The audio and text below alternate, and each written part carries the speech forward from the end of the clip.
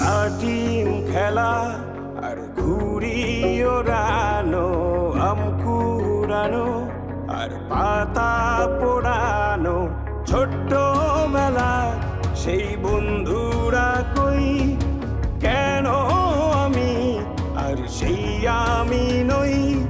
আজ অনেক বছর পরে খুঁজে ফিরি, কোথায় আহারে আহারে আহারে শৈশব, কোথায় হারিয়ে গেল যে আহারে কৈশব, কোথায় আহারে আহারে আহারে শৈশব, কোথায় হারিয়ে গেল যে আহারে কৈশব।